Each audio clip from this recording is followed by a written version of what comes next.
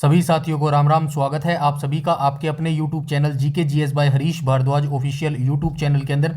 Computer की जो हमारी सीरीज चल रही है, आप सभी जानते हैं कंप्यूटर जो हमारा सब्जेक्ट है वो स्टार्ट हो रखा है। और कंप्यूटर के अंदर हम कितने टॉपिक करने वाले हैं, तो चैप्टर इसके अंदर हम 13 करने वाले हैं और इसको मैंने 3 पार्टों में डिवाइड किया है, तो 39 पार्ट जो है हम यहाँ पर करने वाले हैं। ठीक है, तो अपना पेशेंस बनाए रखिएगा और जो है लगातार तैयारी करते रहना, क्योंकि अगर आप सीक्वेंस वाइज पढ़ेंगे ना, सीक्वेंस वाइज, तो ही जो है आपका सिलेक्शन हो पाएगा। कंसिस्टेंसी जो है आपको लगातार मेंटेन रखनी पड़ेगी, तभी जो है आपका सिलेक्शन हो पाएगा मेरे भाई। ठीक है, इनका क्या मतलब है, सीक्वेंस का मतलब क्या है। फॉर एग्जांपल मैं आपको छोटी सी एक चीज़ बता देता हूं, क्योंकि बहुत सारे बच्चे बीच में बोलते रहते हैं कि यार जो है एडवांस करवाओ एडवांस कराओ। देखिए, एकदम से जो है बीच में आप एडवांस करोगे और उसके बाद फिर आप चीज़ें अव्यवस्थित तरीके से करोगे ना। जैसे कि मैं आपको थोड़ा सा बता देता हूँ, जैसे कि अभी आप एमसीक्यू लगाने स्टार्ट कर दोगे, फिर आप कुछ और लगाना स्टार्ट कर दोगे, फिर बीच में किसी और इन्फॉर्मेशन को ऐड कर दोगे। ऐसे आप पढ़ोगे ना, तो आपका जो दिमाग है ना वो अंत में जाके क्या हो जाएगा, जब आपका रिटन एग्जामिनेशन होगा ना, एग्जाम के समय आपके साथ क्या होगा, आपको ये लगेगा यार बहुत सारी चीज़ें तो पढ़ रखी हैं लेकिन भाई याद नहीं हो रहा। क्यों याद नहीं हो रहा? क्योंकि आपने जो है व्यवस्थित या फिर सीक्वेंस तरीके से जो है उन चीज़ों को नहीं पढ़ा है। अब हम यहाँ पर कैसे कर रहे हैं, हम सीक्वेंस वाइज पढ़ रहे हैं। फॉर एग्जाम्पल जैसे कि हरियाणा जीके की जो हमारी सीरीज चल रही है, उसके अंदर हमें यहाँ पे क्या करवा रहा हूँ, 142 शिफ्ट जो है यहाँ पर मैं आपके कंप्लीट करवा रहा हूँ। ठीक है, ठीक है, 142 शिफ्ट जैसे हम कर रहे हैं। ठीक है, थोड़ा सा टाइम जरूर लगेगा, लेकिन ये सारी चीज़ें आपके इन फ्यूचर में काम आने वाली हैं, इसीलिए बता रहा हूँ। ठीक है, अब जो सीक्वेंस वाइज 142 शिफ्ट देख लेगा ना भाई, उसको एमसीक्यू में दिक्कत हो ही नहीं सकती, क्योंकि मैंने हर क्वेश्चन को जो है डिटेल से नीचे बताया है, उसका आंसर क्यों रखा गया है। ठीक है, एक्सप्लेनेशन करके सारा बताया।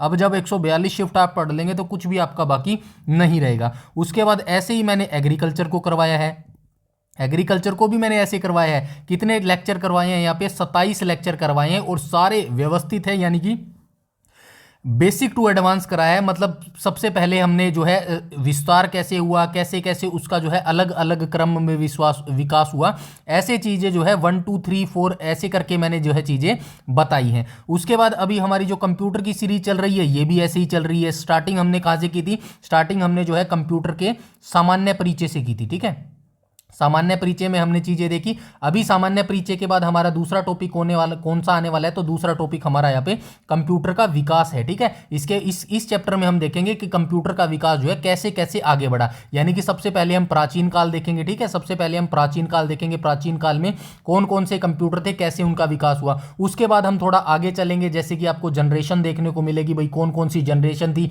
कौन कौन सी जनरेशन में जो है कैसे आपका जो है विकास हुआ, कौन सी टेक्नोलॉजी यूज होती थी, ये सारी चीज़ें हम देखने वाले हैं। और ऐसे ही व्यवस्थित तरीके से आप याद करेंगे ना, तो यकीन मानिएगा सारी चीज़ें आपको एग्जामिनेशन में ऑलमोस्ट सारी चीज़ें याद रहेंगी और इजी तरीके से आप अपना जो क्वेश्चन पेपर है वो बिल्कुल जो है सोल्व कर पाएंगे। जो आपका दिमाग है ना, आपका दिमाग ये व्यवस्थित और अव्यवस्थित दोनों तरीके से काम करता है। अब फॉर एग्जाम्पल मान के चलिए आपका दिमाग क्या है, यहाँ पे लिख देता हूँ आपका दिमाग। ठीक है, दिमाग क्या है, दिमाग को क्या मानिए, एक अलमारी मानिए। आपके घर में अलमारी तो होगी ना, अलमारी इसको मान के चलिएगा, अलमारी की तरह ये एक दिमाग है। ठीक है, इसमें आपने कपड़े रख दिए, 2 अलमारी मैंने यहाँ पे बना दी है, एक तो ये व्यवस्थित है और ये अव्यवस्थित है। अब एक अलमारी में आपने सारे कपड़ों को ऐसे ठूस दिया, ठीक है, ऐसे ठूस दिया, और एक दूसरी अलमारी में आपने सारे कपड़ों को जो है प्रेस करके जो है सारे सीक्वेंस वाइज कपड़े रखे हैं। ठीक है, अभी इस अलमारी से जैसे ही आप एक एक कपड़ा निकालेंगे, डेली जो है आराम से पहन सकते हैं, ना कोई कपड़ा गिरेगा, ना कोई जो है उसकी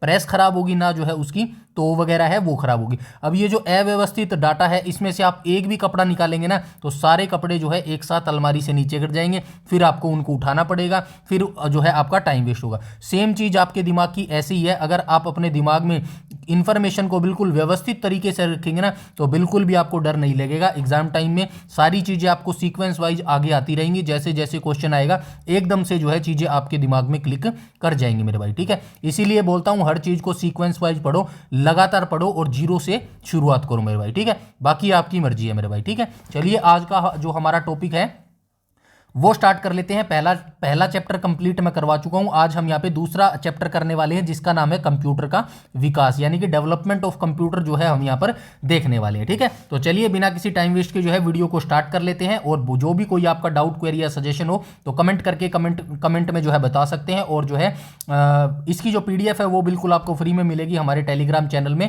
जिसका लिंक आपको वीडियो के डिस्क्रिप्शन में मिल जाएगा। ठीक है, तो चलिए स्टार्ट कर लेते हैं। सबसे पहले हम यहाँ पे देखेंगे कंप्यूटर का इतिहास के बारे में जानेंगे। ठीक है, सबसे पहले यहाँ पे शुरुआत की गई है एबेकस की। सबसे पहले मैं मोटा मोटा आपको बता देता हूँ।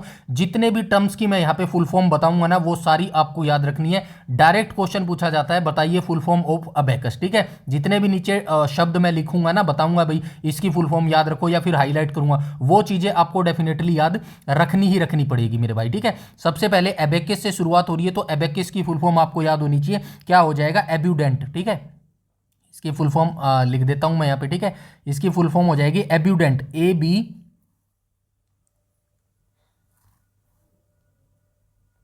Abundant beads addition and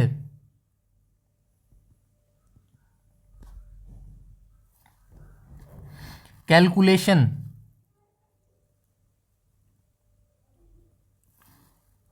utility system. ठीक है, यूटिलिटी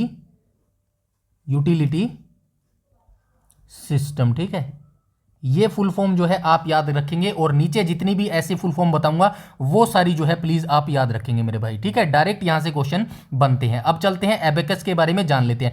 प्राचीन समय में यहां पे बात हो रही है गणना करने के लिए एबेकस का जो है उपयोग किया जाता था। एबेकस एक यंत्र है जिसका उपयोग आंकिक गणना, इंग्लिश में भी लिखा है मैंने, देखो आंकिक गणना को क्या कहा जाता है? अर्थमेटिक कैलकुलेशन के लिए जो है किया जाता था।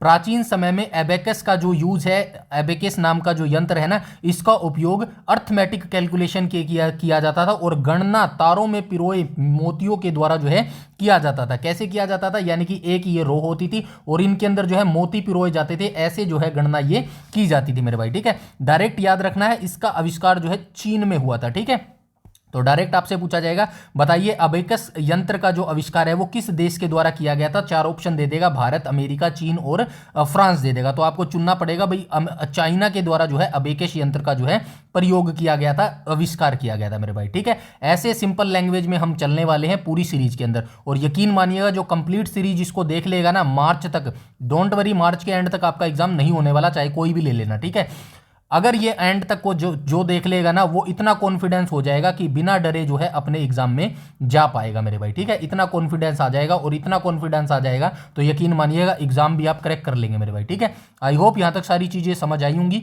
आगे चलते हैं। ठीक है, आगे यहाँ पे किसकी बात कर रहा है? आगे यहाँ पे जो है पास्कल कैलकुलेटर की जो है बात कर रहा है। ठीक है, पास्कल कैलकुलेटर के बारे में जान लेते हैं भाई। पास्कल कैलकुलेटर या फिर पास्कलाइन इसको बोला जाता है। प्रथम गणना मशीन मैकेनिकल कैलकुलेटर का निर्माण सन 1645 में फ्रांस के गणितज्ञ थे ब्लेज पास्कल ने किया था। ठीक है, डायरेक्ट आपसे पूछा जाएगा बताइए पास्कलाइन कैलकुलेटर या फिर पास्कलाइन का जो आविष्कार है वो किसके द्वारा किया गया था? तो ये ब्लेज पास्कल के द्वारा इसका जो है निर्माण किया गया था 1645 में। ठीक है, आगे चलते हैं।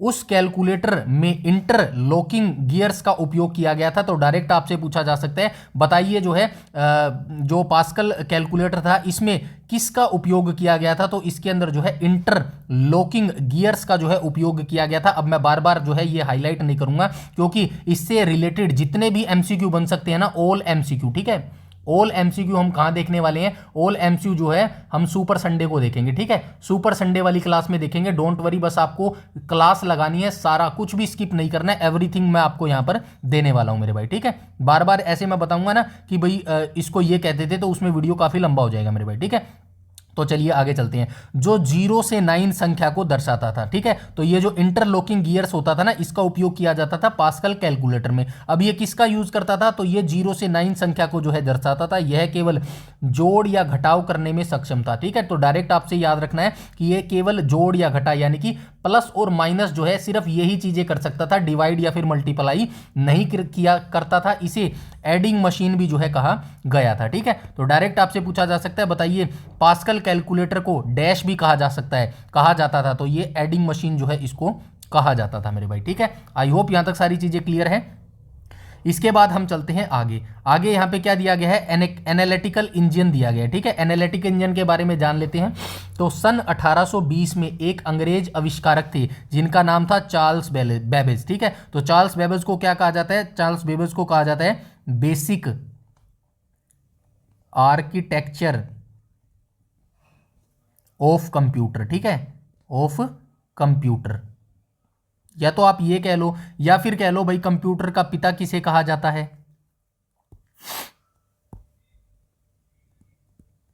कंप्यूटर का पिता किसे कहा जाता है, ठीक है। तो ये दोनों ही जो है किसको कहा जाता है, चार्ल्स बेबेज को ये कहा जाता है। अब मुझे आप जो है एक कमेंट सेक्शन में जो है एक आंसर बताएंगे, ठीक है। मैं एक आपसे क्वेश्चन पूछ लेता हूं, 1 सेकेंड।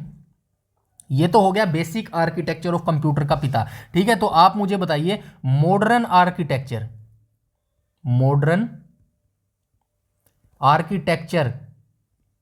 का फादर कौन है, ठीक है। ये आप मुझे कमेंट सेक्शन में कमेंट करके जरूर बताएंगे। आगे चलते हैं। इन्होंने यानी कि चार्ल्स बेबेज ने डिफरेंस इंजन तथा बाद में एनालिटिकल इंजन बनाया। चार्ल्स बेबेज के कॉन्सेप्ट का उपयोग कर पहला कंप्यूटर प्रोटोटाइप का जो है निर्माण किया गया था। इस कारण जो है चार्ल्स बेबेज को जो है कंप्यूटर का जन्मदाता यानी कि फादर ऑफ कंप्यूटर जो है कहा जाता है, ठीक है। इसके बाद 1842 में लेडी लवलेस नाम की एक जो है महिला थी। इन्होंने एक पेपर यानी कि LF Menabrea on the analytical engine का इटालियन से अंग्रेजी में रूपांतरण किया था। अगेस्टा ने ही, ये जो अगेस्टा ये महिला का नाम है ना, लेडी लवलेस अगेस्टा ने ही एक पहला डेमोन्स्ट्रेशन प्रोग्राम लिखा और उनके बाइनरी अर्थमेटिक के योगदान को जॉन वॉन न्यूमैन ने आधुनिक कंप्यूटर के विकास के लिए उपयोग बनाया था। इसीलिए जो है अगेस्टा को प्रथम प्रोग्रामर तथा बाइनरी प्रणाली का जो है आविष्कार कहा जाता है। समझ गए। तो डायरेक्ट आपसे क्वेश्चन पूछा जाता है, बताइए पहली प्रोग्रामर जो है महिला कौन थी। तो आपको यहाँ पे बताना पड़ेगा लेडी लवलेस थी ना, जो कहाँ पे गई, ये रही लेडी लवलेस को जो है यहाँ पे लेडी लवलेस अगेस्टा को जो है पहली प्रोग्रामर जो है महिला कहा जाता है, क्योंकि इन्हीं का उपयोग करके जो है ये जॉन वॉन न्यूमैन थे ना, यहाँ पे कहाँ पे गया, यहाँ पे आया था ना अभी जॉन वॉन न्यूमैन ने जो है आधुनिक कंप्यूटर के विकास के लिए जो है उपयोग किया था। अभी मैंने ऊपर जो क्वेश्चन पूछा था ना, आई होप यहाँ से आपको उसका जो है आंसर मिल गया होगा मेरे भाई, ठीक है। आगे चलते हैं। आगे हम देख लेते हैं भाई हरमन होलेथ और पंच कार्ड। तो यहाँ पे आपको देखने को मिलेगा ये जो पंच कार्ड है ना, पंच कार्ड, इसका आविष्कार किसने और कब किया।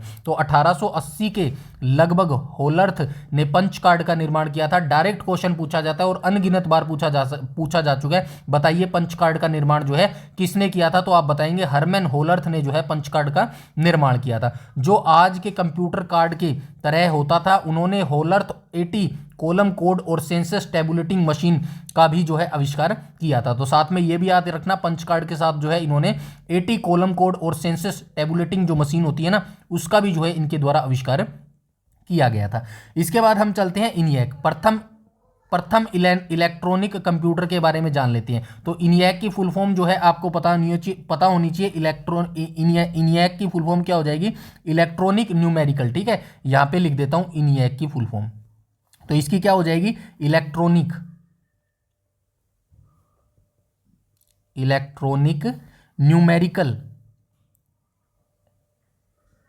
Numerical integrated, INTEGATOR, integrator and computer, ठीक है, एंड कंप्यूटर। ये फुल फॉर्म जरूर याद रखना मेरे भाई, ठीक है, क्योंकि ये फुल फॉर्म जरूर पूछी जाती है और डायरेक्ट पूछी जाती है, ठीक है। तो इनियक की फुल फॉर्म क्या हो जाएगी, इनियक की फुल फॉर्म हो जाएगी electronic numerical integrated and computer, इसकी फुल फॉर्म हो जाएगी। फर्स्ट इलेक्ट्रॉनिक कंप्यूटर था ये, ठीक है, फर्स्ट इलेक्ट्रॉनिक कंप्यूटर था, यानी कि प्रथम इलेक्ट्रॉनिक कंप्यूटर था। सन 1942 में हार्वर्ड यूनिवर्सिटी के H. आइकन ने एक कंप्यूटर का निर्माण किया। यह कंप्यूटर मार्क 1 आज के कंप्यूटर का प्रोटोटाइप था, ठीक है। वर्तमान में जो आप कंप्यूटर यूज करते हैं ना, उसका प्रोटोटाइप कौन था, उसका प्रोटोटाइप मार्क 1 था मेरे भाई, जिसको किसने बनाया था, हार्वर्ड यूनिवर्सिटी के H. आइकन के द्वारा बनाया गया था 1942 में। सन 1946 में द्वितीय युद्ध, आप सभी जानते हैं द्वितीय युद्ध यानी कि सेकंड वर्ल्ड वार, ठीक है, कब हुआ था बता सकते हो, हिस्ट्री का क्वेश्चन आ गया वर्ल्ड वार। तो सेकंड वर्ल्ड वार जो है ये 1939 से 1945 तक चला था मेरे भाई, ठीक है। तो सन 1946 में द्वितीय विश्व युद्ध के दौरान जो है ENIAC electronic numerical integrated and calculator, ठीक है, यहां पे आपको देखने को भी मिल गया है।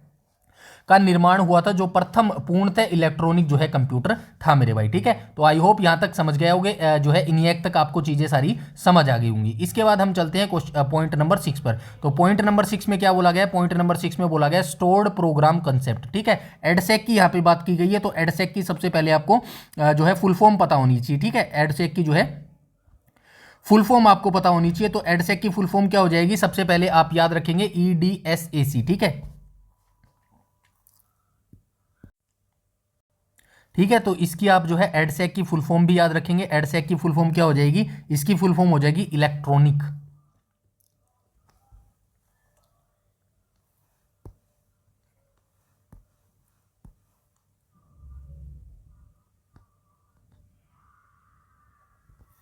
Electronic delay storage automatic calculator. ठीक है, कैलकुलेटर, ये फुल फॉर्म जो है आप याद रखेंगे मेरे भाई। ठीक है, इसके बाद हम चलते हैं आगे।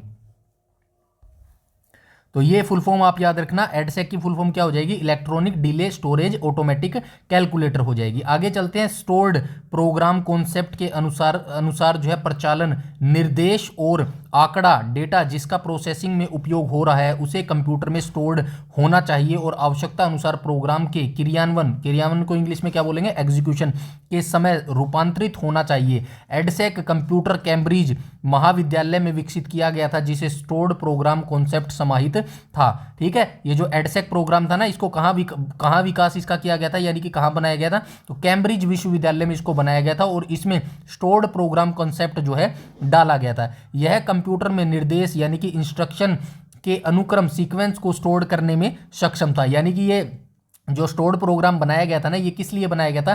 ताकि जो है जो भी चीज़ कंप्यूटर में डालो ना, उसको व्यवस्थित तरीके से जो है ये रख सके मेरे भाई। समझ गए यहाँ तक? और पहला कंप्यूटर प्रोग्राम के ये समतुल्य था मेरे भाई। ठीक है, समझ गए यहाँ तक? आई होप आप समझ गए होंगे, बिल्कुल आसान भाषा का मैं यूज़ कर रहा हूँ।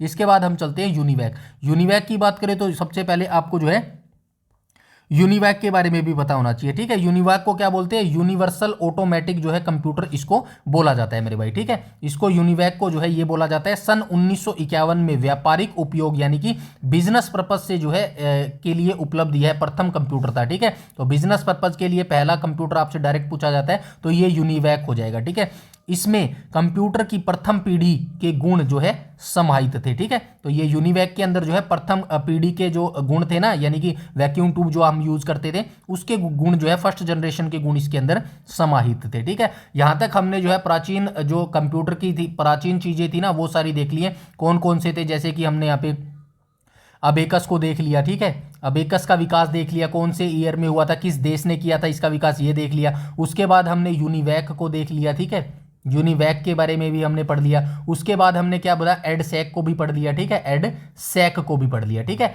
अब हम टेबल के माध्यम से चीजें देखने वाले हैं, तो चलिए आइए देख लेते हैं एक एक करके।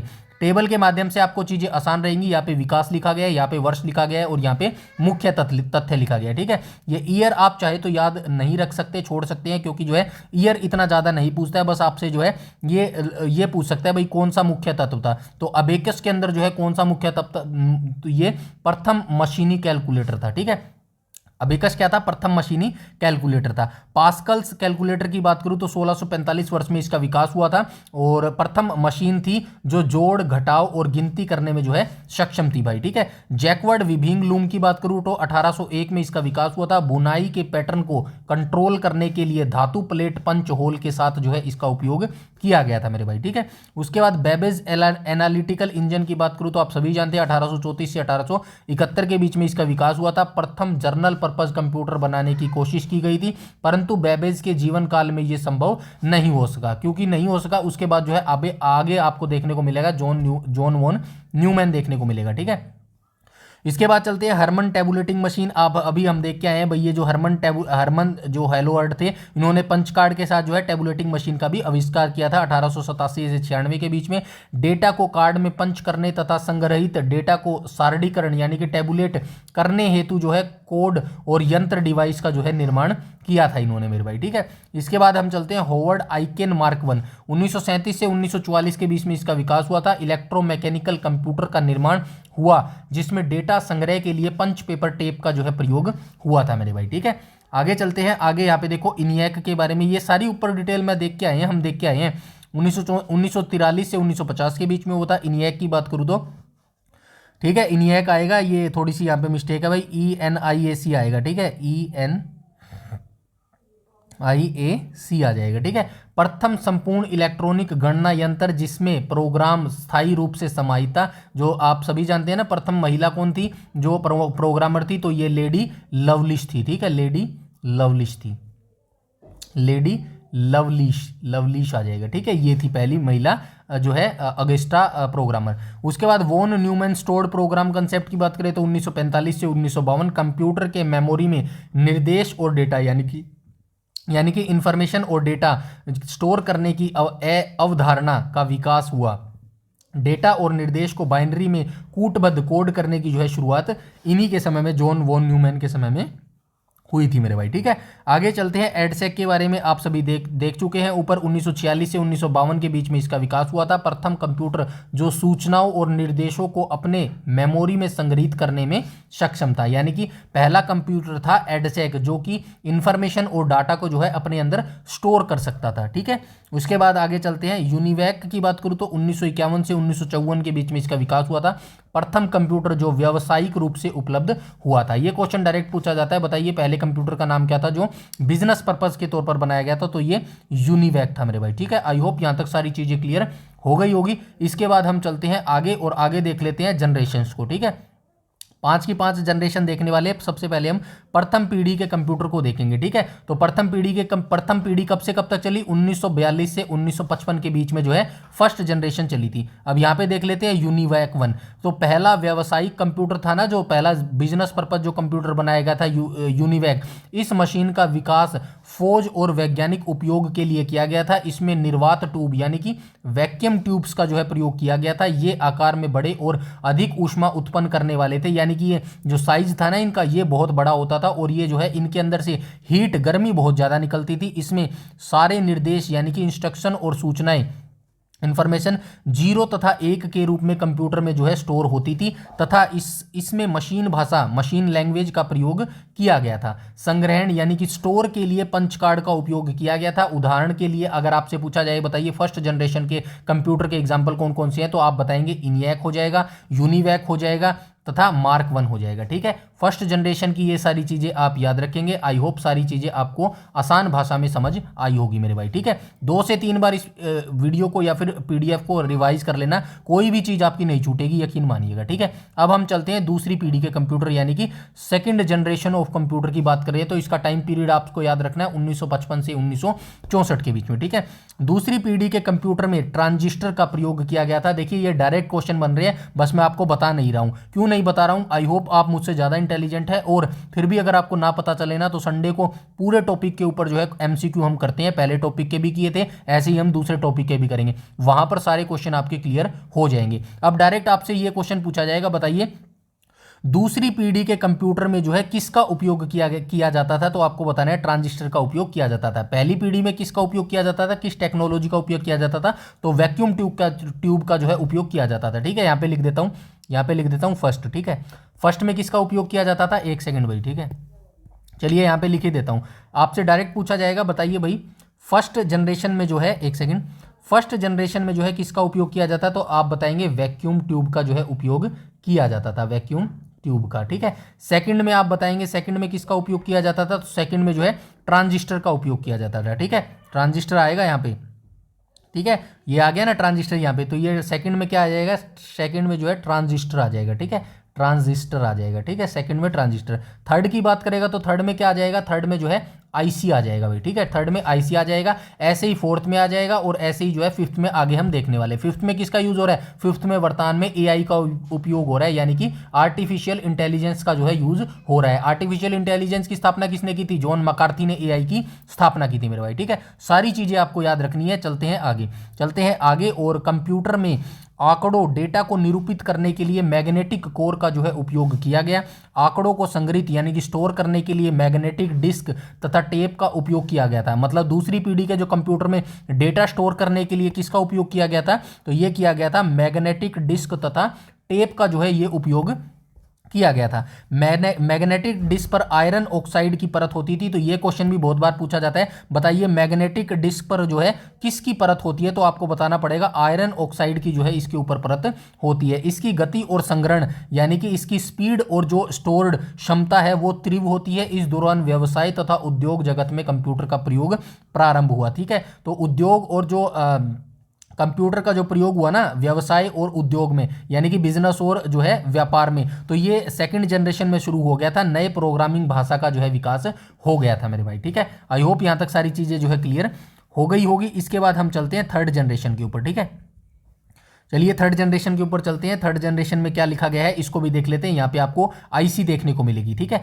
तो तीसरी पीढ़ी के कंप्यूटर यानी कि थर्ड जनरेशन ऑफ कंप्यूटर, इसका टाइम पीरियड याद रखना 1964 से 1975 के बीच में। तीसरी पीढ़ी के कंप्यूटर ट्रांजिस्टर के जगह इंटीग्रेटेड सर्किट यानी कि आईसी का प्रयोग शुरू हुआ, जिसका विकास जे.एस. किल्बी ने किया था। ठीक है, डायरेक्ट आपसे पूछा जाएगा बताइए आईसी का जो विकास है वो किसके द्वारा किया गया था, तो ये जे.एस. किल्बी के द्वारा किया गया था। आरंभ में एलएसआई यानी कि लार्ज स्केल इंटीग्रेशन का प्रयोग किया गया, जिसमें एक सिलिकॉन चिप पर बड़ी मात्रा में आईसी सर्किट ट्रांजिस्टर का जो है प्रयोग किया गया। रैम की फुल फॉर्म याद रखना रैंडम एक्सेस मेमोरी के प्रयोग होने से मैग्नेटिक टेप या डिस्क के संग्रहण क्षमता में वृद्धि हुई। ठीक है, तो जैसे ही रैंडम एक्सेस मेमोरी का प्रयोग होने लगा ना, तो मैग्नेटिक टेप और जो डिस्क होती थी ना, जो सेकंड जनरेशन में अभी हम देख के आए किसके लिए यूज होती थी, डेटा स्टोर करने के लिए यूज होती थी। इसकी जो क्षमता थी ना, इसकी जो क्षमता को क्या बोलते हैं, कैपेसिटी बोलते हैं। ठीक है, उसमें जो है वृद्धि हुई है, इंक्रीज हो गई। लोगों द्वारा प्रयुक्त कंप्यूटर में टाइम शेयरिंग का विकास हुआ। ठीक है,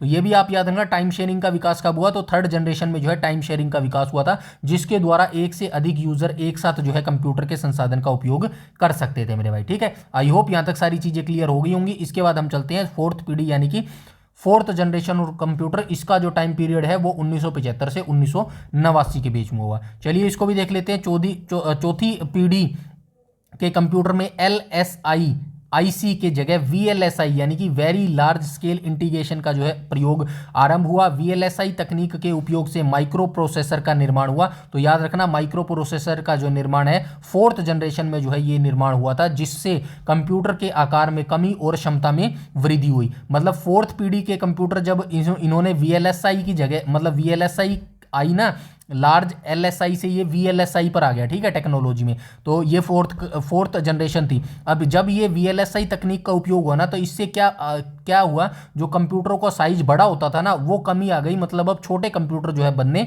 स्टार्ट हो गए। मैग्नेटिक डिस्क तथा टेप के स्थान पर सेमीकंडक्टर मेमोरी का जो है उपयोग होने लगा। इस दौरान जीयूआई ग्राफिकल यूजर इंटरफेस, ये क्वेश्चन एचएसएससी ने बहुत बार पूछा है। डायरेक्ट आपसे पूछा जाएगा बताइए फुल फॉर्म ऑफ जीयूआई, तो जीयूआई की फुल फॉर्म याद रखना ग्राफिकल यूजर इंटरफेस के विकास से कंप्यूटर का उपयोग करना और सरल हो गया।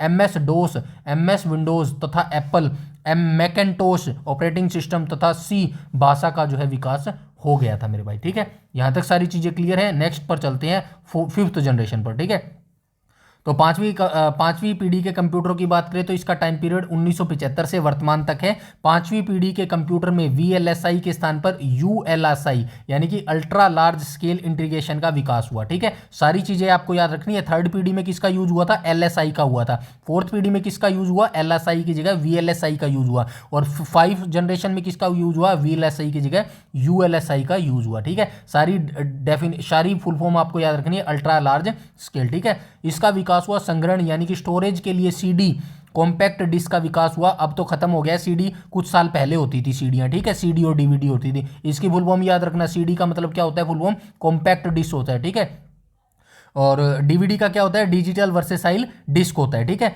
इंटरनेट, ईमेल तथा वर्ल्ड वाइड वेब का विकास जो है हुआ था फिफ्थ यानी कि पांचवी पीढ़ी में। इन सभी का विकास हुआ। बहुत छोटे तथा तीव्र गति से कार्य करने वाले कंप्यूटर का विकास हुआ।